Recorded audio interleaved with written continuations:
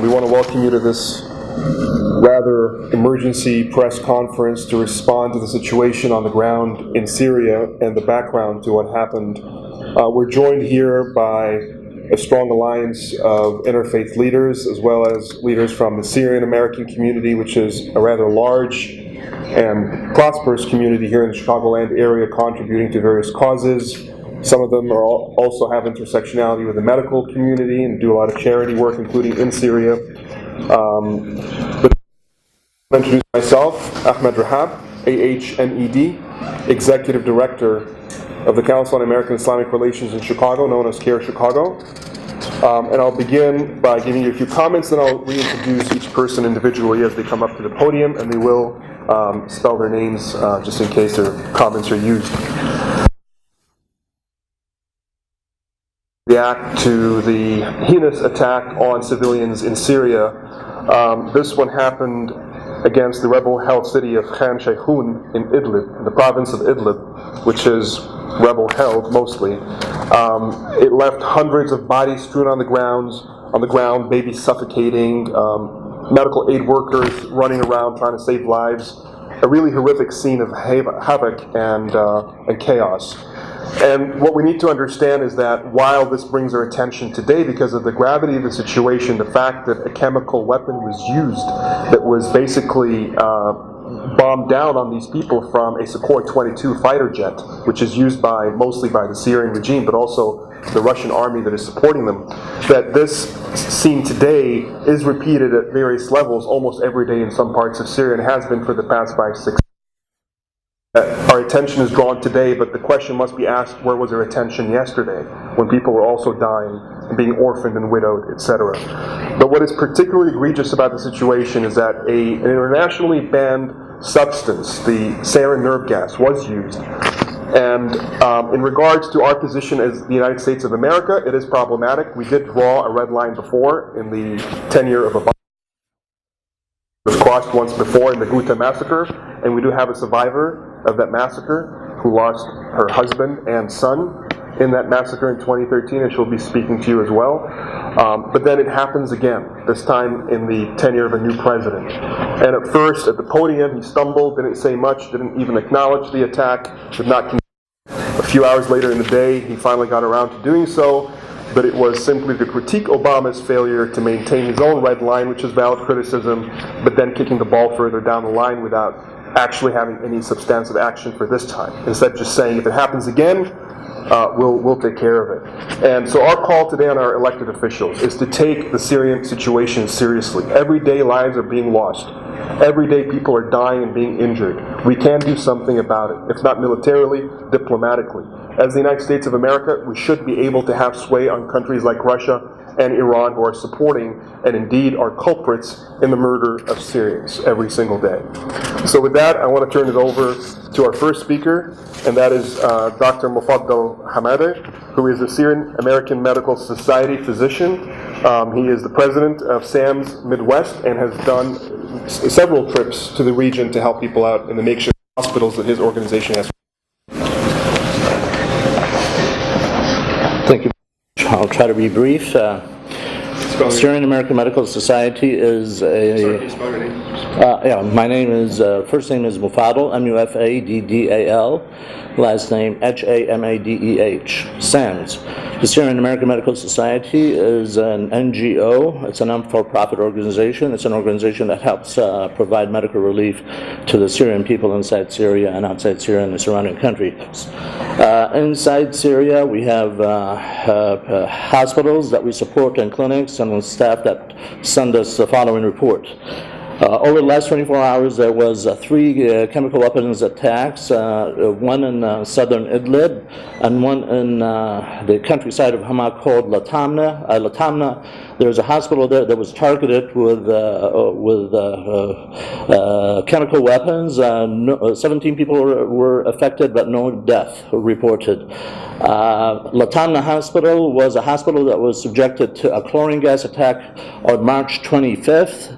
and where one of our doctors, Dr. Darush, died affected by the poisonous chlorine gas.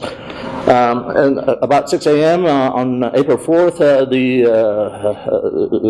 Khan Sheikhoun was attacked with chemical weapons, and we have the latest report that I got was at least 70 people were confirmed death there. The symptoms included restricted pupils, lack of consciousness, inability to breathe, convulsions, and muscle spasms, very typical of chlorine attack. The initial suspected agents is organophosphorus agent, and those people respond to a particular drug called parlidoxime. These attacks were, basically affected people in their sleep, and most of the victims were children and innocent civilians. Unfortunately, the closest hospital, the Ma'arat al-Naman Hospital, was bombed out of service 2 days ago by the Russian aircrafts. So the hospitals are struggling to cope with the victims, and they don't have the right equipment to deal with it, including the appropriate gas masks and protective gears. In addition, they don't have enough medications to deal with these situations. Some of these victims are treated in our SAM-sponsored hospital. About 120 were reported in our hospitals, and additional victims were scattered around all the hospitals in the area, and some of them were traveled to Turkey. I'll stop there so I can give a chance to my colleagues to.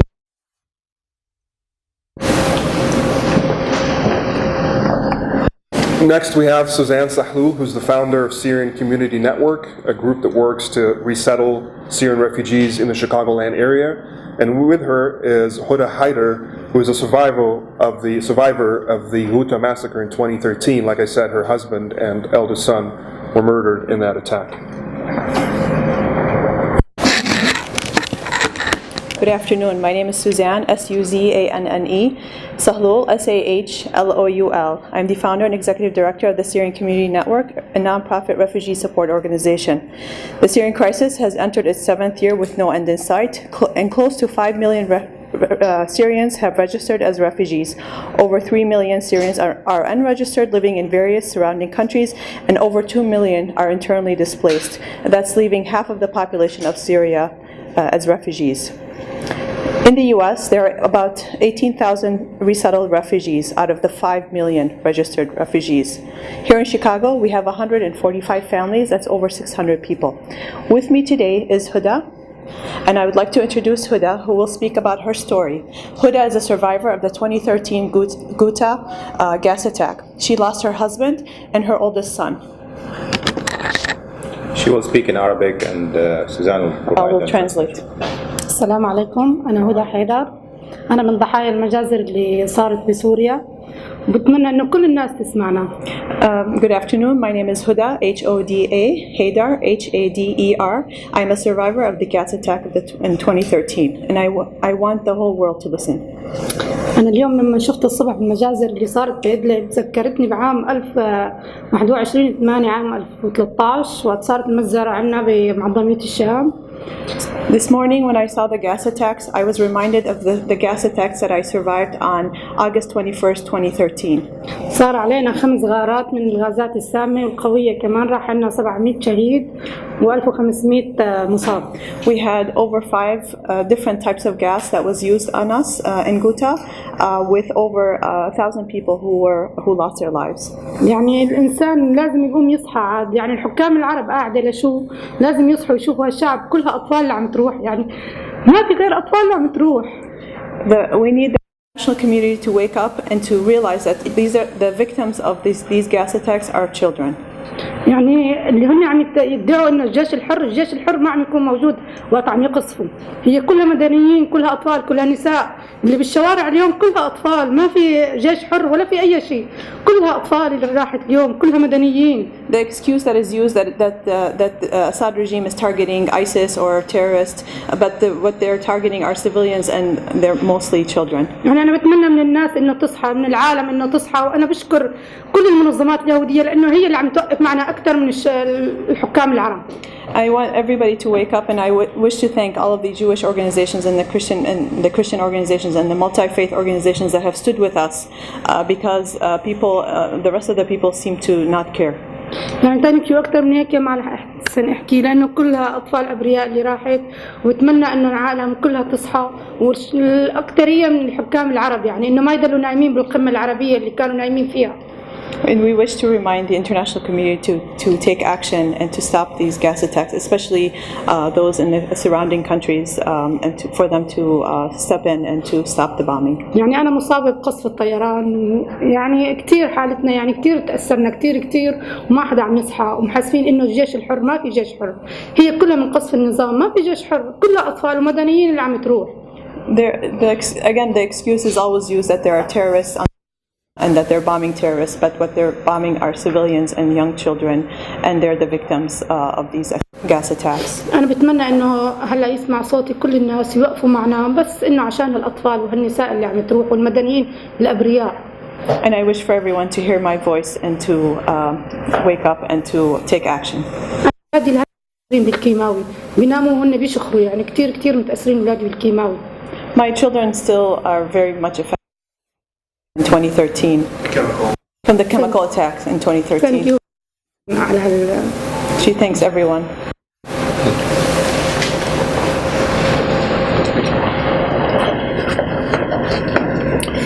Next, we have Dr. Zahir Sahlul, American Medical Society, SAMS, and who's also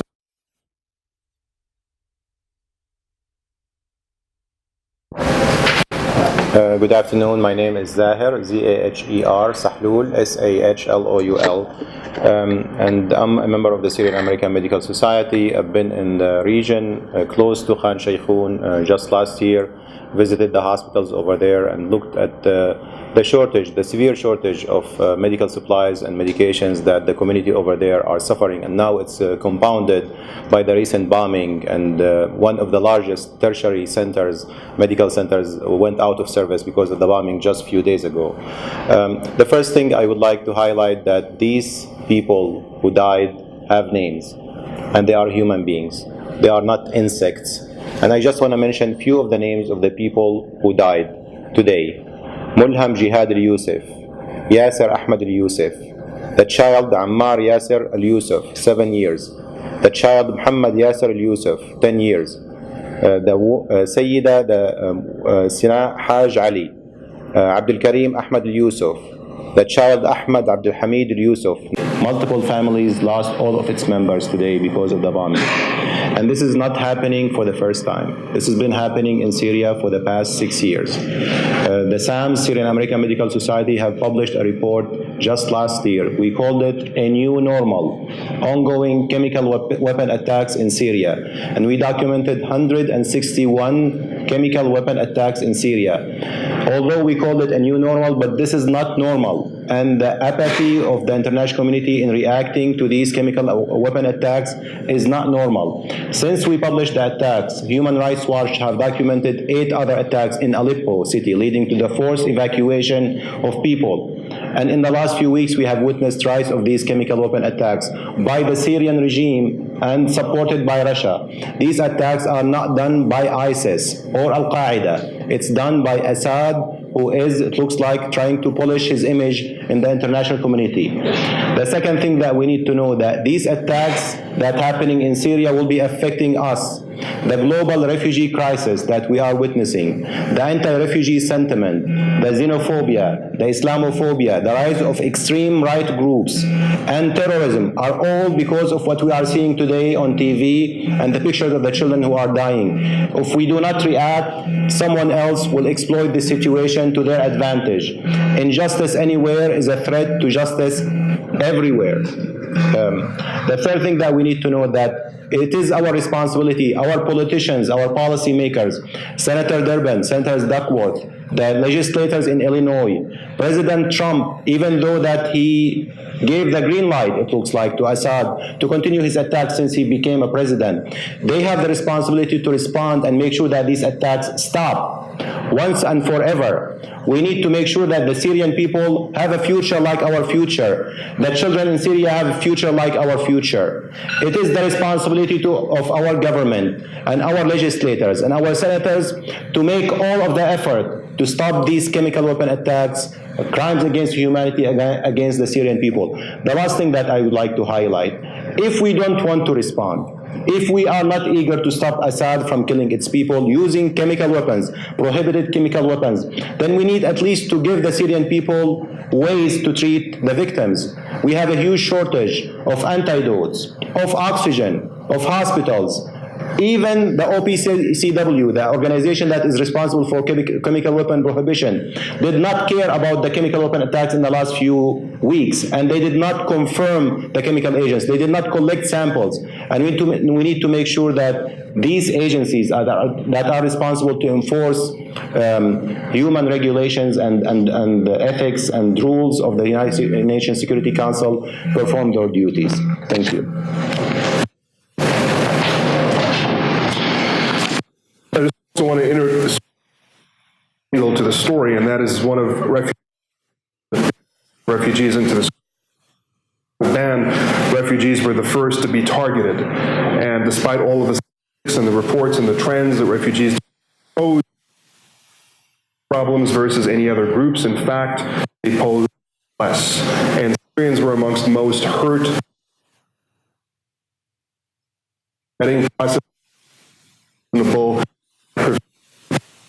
in and having their lives saved and rebuilt continue, and we continue to challenge that. So it's something to bear in mind when you see the atrocities on the ground. People are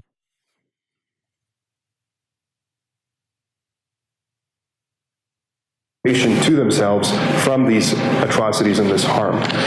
Next, we have from the interfaith communities in Chicago who are here standing in solidarity with the Syrian American Muslim community and other Christian community. Everybody is affected by these atrocities. And we'll begin with the Jewish community, and we have with us here today Linsky from the Chicago Board of Rabbis, as well as Steve Dishler from the JUF, who's here as well. Thank you.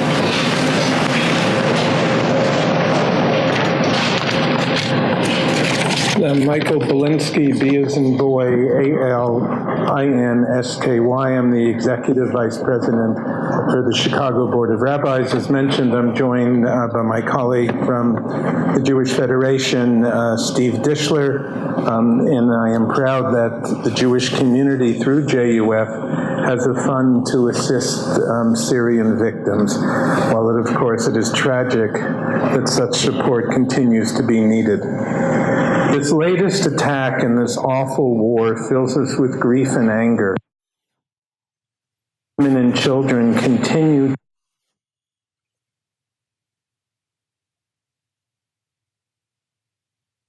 cry out.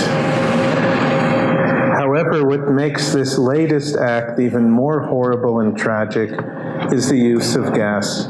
As absurd as it may sound to our ears, even war has rules. The use of gas to murder anyone, and in particular civilians, is an even greater desecration to the image of God found in all of us. All of us here today join together in condemning this act of violence. While a press conference only allows our voices to be heard, may they be heard as a call to moral action and a prayer that such violence cease in Syria. We stand together again as one in this call, and may we find more reasons to stand together, not because of violence, but to stand together for hope, not because of atrocities, but to be united to seek healing, not because of war, but to stand together to pursue peace, salam, and shalom.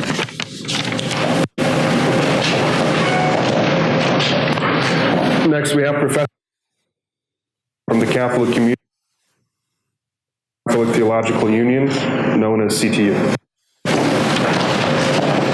Hi, Scott Alexander, with 2 T's, Alexander, conventional spelling.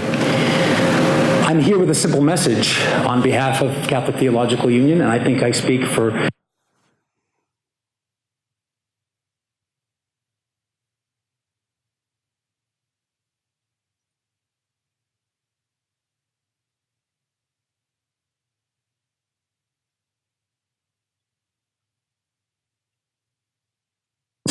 cannot sing Gregorian chant. Actually, if you don't act on behalf of those he is being assaulted in the most unbelievable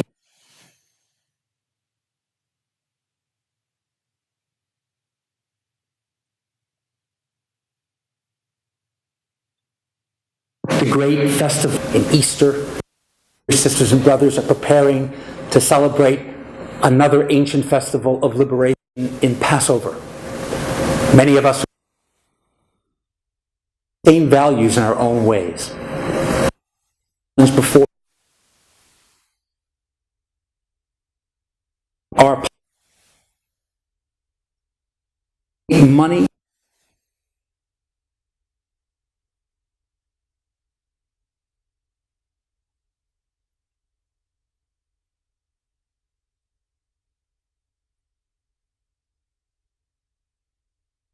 Thank you. And last but not least, from the we have from the Christian community, the Reverend Greg Livingston from Rainbow Push Coalition.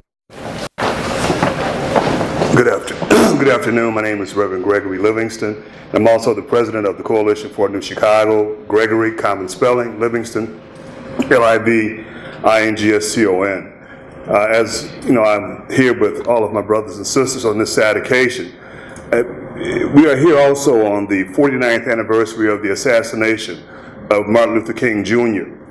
And when I think about why Martin was assassinated, it wasn't just because he can give beautiful and profound speeches, but he stood up against the Vietnam War. He stood up for people like George Wallace, the governor, an official who would attack his own people. And I believe if Martin were alive today, he would be standing right here saying this Syrian Holocaust must end. And he would speak to Assad and speak to the individuals here in this country. And if the elected officials cannot hear us, then we that are non-governmental persons, in the same way that Martin King did, we must present a united front. Our common ground is that human suffering must end. And we must stand tall, stand together, arms locked in arms, and say we cannot allow this to our senators, every state, to our governors, every state. We must stand together and say, if you all won't step up and do this for whatever reason, we're standing up, we're going to make a difference, because the Vietnam War went on for years, just like this Syrian Holocaust. But when the people came together and they united, things began to change. Thank you very much. We're joined with one last speaker. We have Husna Vahora from CAIR-GC, the Council of Islamic Organizations of Greater Chicago.